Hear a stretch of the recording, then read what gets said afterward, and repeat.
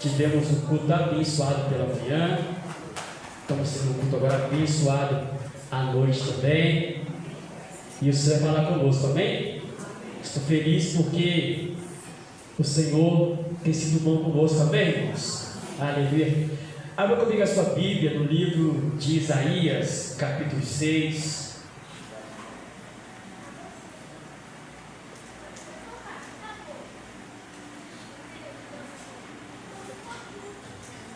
Isaías, capítulo 6.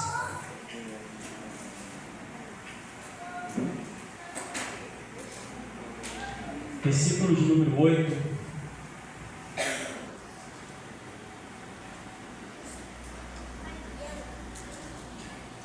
Quem está encontrando, diga glória a Deus. Quem não encontrou, diga misericórdia.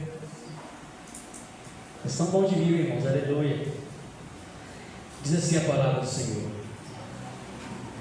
e também ouvi uma voz do Senhor dizendo: quem irei enviar? A quem irá por nós? Então disse eu: aqui estou eu, envia-me a mim.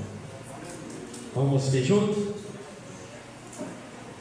Também eu ouvi a voz do Senhor dizendo: quem irei enviar? Quem irá por nós? Então disse eu: aqui estou eu, envia-me a mim. Só tem feche seus olhos. Pai, aqui está a sua palavra, que é viva e eficaz, Deus, mais penetrante que uma espada de dois gumes. Espírito Santo, tenha liberdade no nosso meio. Eu preciso de você, meu amigo. Fala aos nossos corações. Abra os céus para este lugar, Senhor, que através da sua palavra venha produzir vida, restauração, edificação, fortalecimento e salvação, Senhor. É o que eu creio, é o que eu te peço, em nome de Jesus. Quem concorda diz amém. Amém. Aleluia. Queridos, de manhã eu ministrava sobre, eu comparava a mesa de Mefibosete, se sentou com o rei Davi, com a mesa de Jesus, que Mefibosete não merecia, mas por conta de Jonas, da aliança com Jonas, ele se assentou na mesa. Nós também não merecíamos estar na mesa, mas por conta de Jesus, nós estamos também assentados nessa mesa. E perguntar ao Senhor o que ministrar essa noite, e o Senhor deu essa palavra no meu coração, porque eu não sei se você sabia, desde o jardim do Éden, quando o Senhor cria o homem e cria a mulher da costela do homem, quando o Senhor cria a humanidade perfeita, sem pecado, o diabo intromete na história, faz com que o homem venha a pecar e o homem venha a ser expulso do jardim. Diga: expulso do jardim. E foi tão sério isso, irmãos, que quando o homem é expulso do jardim, da terra que manda leite e mel, da terra abençoada, quando é expulso do jardim, o Senhor coloca um anjo na porta daquele jardim com a espada de fogo, para que nunca mais o homem pudesse entrar naquele jardim de novo. Eu disse que nunca mais o homem entraria naquele jardim de novo. E desde então o plano da salvação ele começa a entrar em ação. O Senhor vai mandar para a terra juízes. Entre alguns juízes mais famosos está o profeta Samuel, está Joabe, alguns juízes que fizeram um bom papel, mas eram homens pecadores, eram homens que não conseguiram redimir a humanidade. Alguns juízes que até sacrificavam uma vez por ano em prol dos pecados da nação. Sacerdotes que sacrificavam uma vez por ano para tentar redimir a nação, mas nunca o sangue de animais era o suficiente, nunca o sangue de boi era o suficiente, nunca o sangue de bode era o suficiente, nunca o sangue de animais era o suficiente. Então o Senhor levanta reis na terra e começa a levantar reis, levanta Saul, levanta Davi, para tentar redimir essa humanidade, redimir o coração dos homens, e ele tenta redimir, eles tentam fazer um bom papel, mas não conseguem. Então Deus levanta aleluia. E os profetas é diferente dos reis, é diferente do sacerdote, porque o sacerdote ouvia, aleluia, ouvia os humanos, ouvia os irmãos e levava a oração dos irmãos até o Senhor. Agora o profeta é diferente, o profeta ouve a voz de Deus e traz até o povo. Mas os profetas também não conseguiram redimir a humanidade. E quando lemos aqui Isaías, a Bíblia diz no capítulo 6 que no tempo que morreu o rei Urias, quem era Urias? Era tio de Isaías, era rei. Pensa no profeta doido, irmãos. Era Isaías. O livro de Isaías diz, depois você lê em sua casa, que Deus mandou que Isaías andasse pregando 3 anos pelado pela rua fora. Imagina se era no dia de hoje.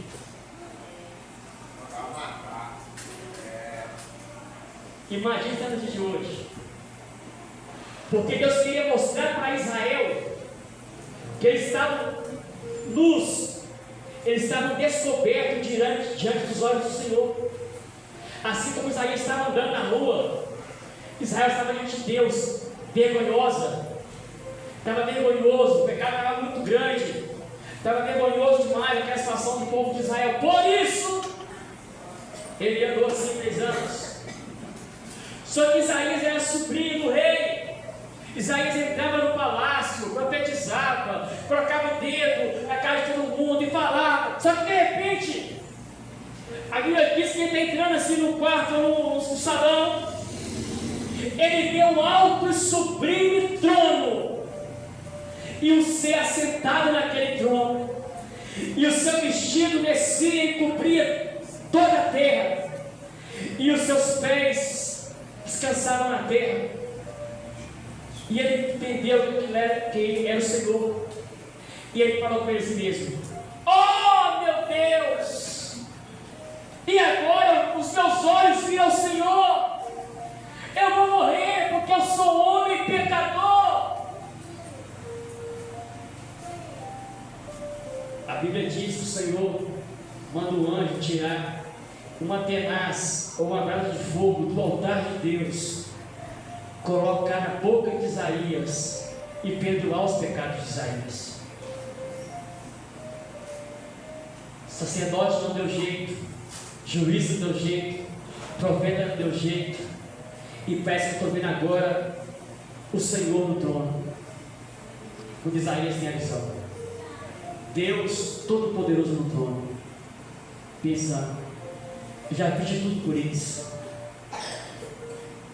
Eu já enviei profetas, eu já enviei sacerdotes, eu já enviei homens como Enoque, que não foram dignos de chegar a tempo porque eu pus para mim. Homens como Elias, que eu arrebatei, mas o coração deles continua fechado para mim. Eu não consigo me conectar com eles. E dá o grito: e agora? A quem enviarei?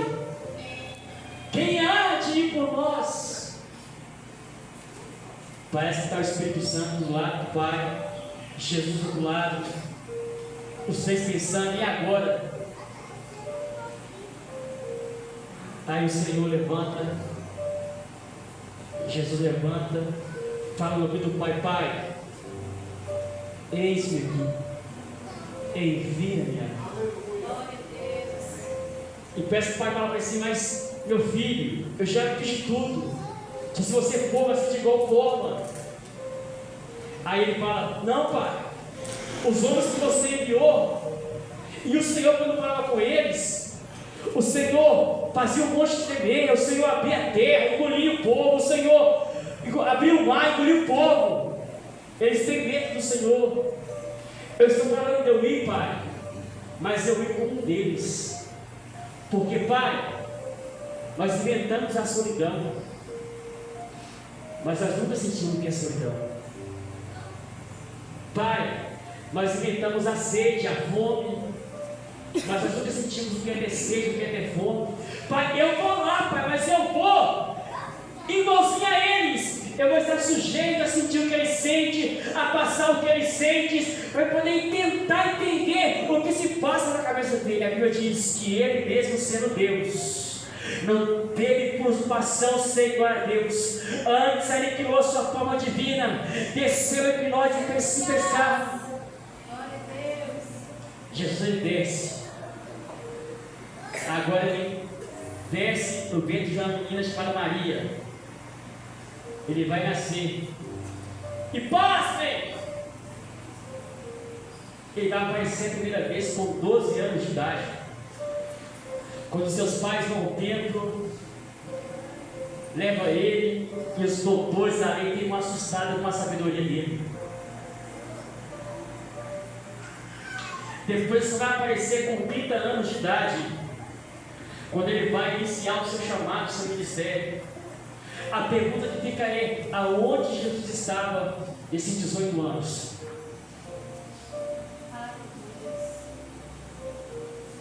Aonde ele estava nesses 18 anos? Que ele não aparece? Na casa de seu pai, aprendendo a profissão do pai, de ser carpinteiro, cuidando da sua mãe, servindo os irmãos com alegria, preparando para o chamado e para o ministério. Levanta o parecer isso aqui, irmãos, isso aqui é forte demais. 18 anos ele passa no anonimato. É Deus dizendo para alguém que nem sempre está escondido, é uma coisa ruim.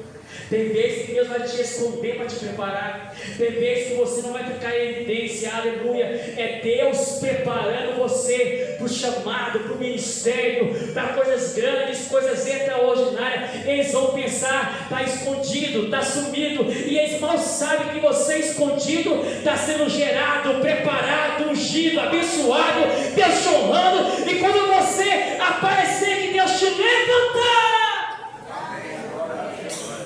Calamandará sépia, Calamandará que a Suri me comandasse. Ele aparece com 30 anos.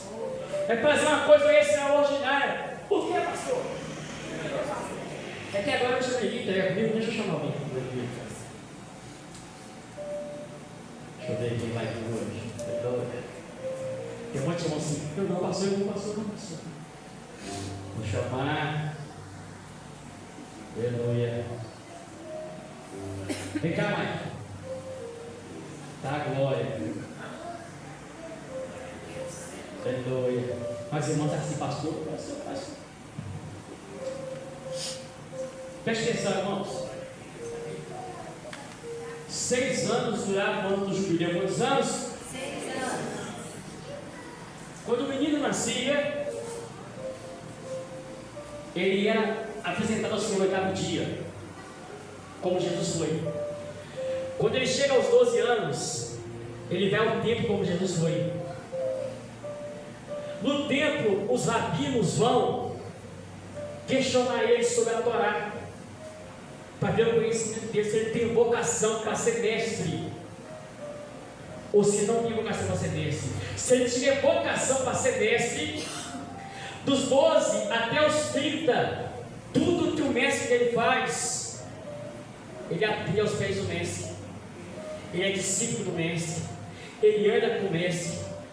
A história diz que se o mestre tivesse até o defeito físico, talvez na perna se andasse mancando, o seu discípulo começava a andar mancando igual ao seu mestre, para honrar ele. Olha que interessante. Jesus, dos 12 até os 18, ele fica escondido em Deus, esperando o tempo dele se manifestar. Tanto é que quando ele faz o primeiro milagre, que é transformar água em vinho, ele vai dizer: mulher, o que tem eu contigo? Ainda não é chegada a minha hora. 6 anos da ano do jubileu. Depois de 6 anos, o Senhor decidia se ele era livre ou se ele continuava escravo. Olha que interessante. Jesus, esse menino que crescia de 12 até os 30, quando chegava aos 30 anos, ele se aproximava do mestre. Mestre, Mestre, eu vou me tornar um mestre também? Eu vou me tornar um mestre também? Ou vou seguir a profissão do meu pai? Ou eu vou seguir a profissão do meu pai? Se ele tivesse vocação, ele se tornaria um mestre também na sinagoga. Se ele não tivesse vocação, e o sonho de todo judeu era se tornar um mestre, ele voltaria na profissão do seu pai. Por exemplo, Pedro não tinha vocação, voltou a ser pescador. Mateus, cobrador de imposto, e por aí vai. Todos os discípulos foram rejeitados na escola sacerdotal. Alcina fala assim: ó, você não tem vocação, você vai ter que ter essa profissão de pescador, cobrador de imposto, você vai ter que trabalhar com isso, com aquilo, porque você não serve para ser mestre. Todo mundo entendendo, irmãos? E a palavra que eles diziam para quem conseguia ser mestre era essa aqui, ó: vem e segue.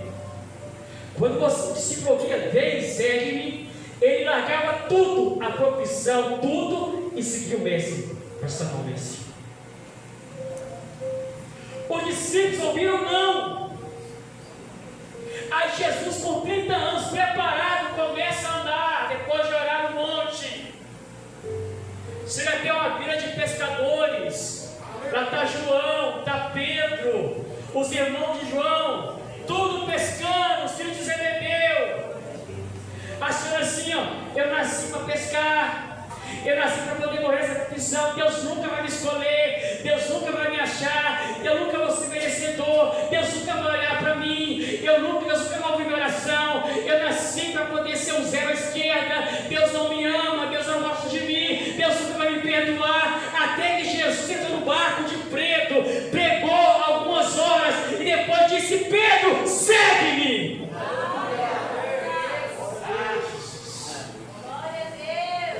E Pedro larga tudo e vai seguir Jesus, porque era o maior sonho de todos os discípulos. Jesus começa a montar a sua comitiva. Ele convida Pedro, João, os filhos de Zebedeu, Tomé, Mateus. Vai chamando os discípulos. Até Judas.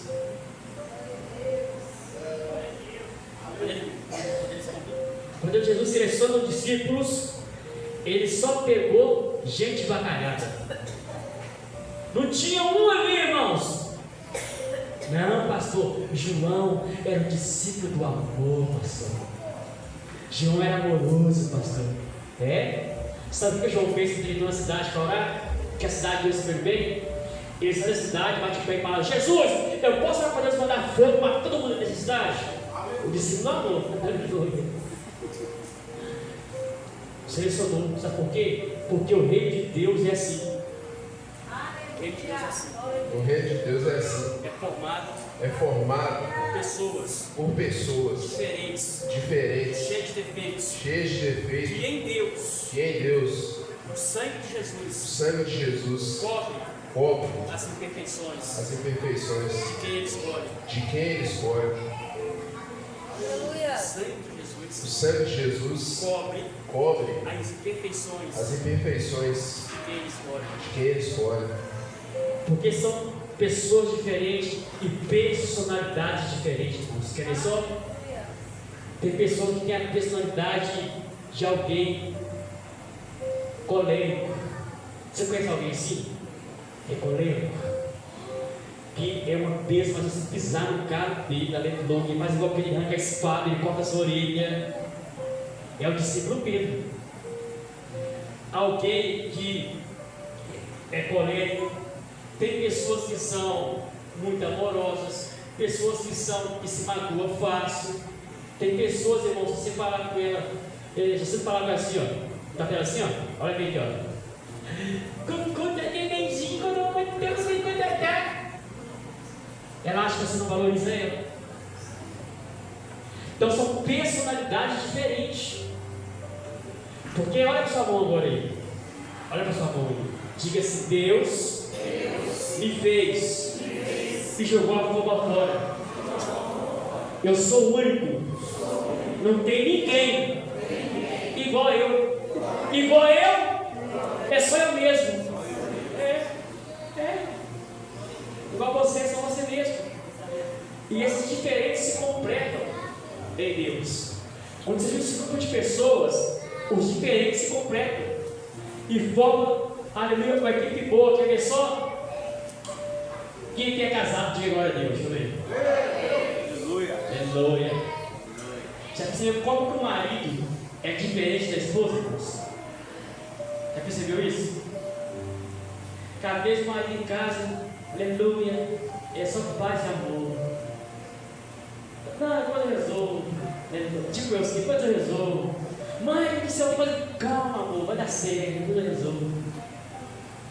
E às vezes a mulher fica, eu passei aqui, você me ouve, e o marido, ou se pensa, uma mulher muito calma. Não, tudo tranquilo, o marido já é mais agitado. São personalidades diferentes. Não é verdade, irmãos? Sim ou não? E é puxando sardinha pro lado das mulheres, não, porque as mulheres estão empoderadas, né, irmãos? As mulheres estão disposição, irmão, aleluia. Esse dia eu estava vendo um vídeo na internet, a mulher que estava trocando as lâmpadas do cara e estava falando, meu Deus, cadê os conservadores nessa casa, aleluia? Aí eu lembrei de mim, irmãos, aleluia. Um dia que eu fiquei quase um mês de trocar uma lâmpada em casa, aleluia, meu Deus, eu tenho que melhorar tanto, Jesus. Nem à toa que você está fazendo agora o sacerdócio real, amém, irmãos? Amém.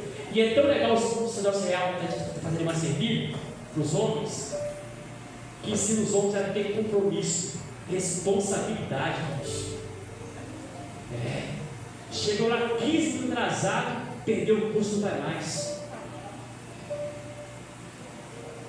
Imagina você falar aqui na igreja, irmãos, quando vai começar às 7 horas, chegar às 7h15, aleluia. Mas cria responsabilidade também. E Jesus pega essas duas pessoas imperfeitas e começa a ensiná-las, a discipulá-las. Ele começa a dizer para Pedro, Pedro, é interessante Pedro, irmãos, eu amo Pedro demais. Por que Pedro, mano, no Getsemane, quando Deus acaba de orar, que os soldados vêm para poder prender Jesus, ele vai arrancar a espada e vai cortar a orelha de mal. Por quê? Ele acreditava que assim ele poderia proteger o mestre.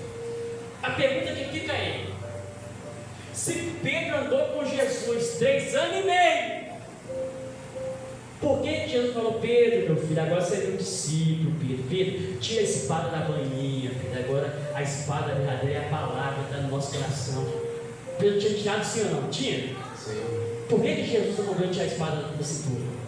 Porque ele sabia o coração de Pedro, Pedro ainda não tinha o coração ainda totalmente regenerado. É porque não adiantava Pedro tirar a espada da cintura se nunca ter tirado ela do coração. É por isso que quem faz a obra em mim e você, irmão, é o Espírito Santo. Nós oramos muito errado. Senhor, você tem que libertar fulano, ciclano, a gente acha que é a nossa força. Nós temos que orar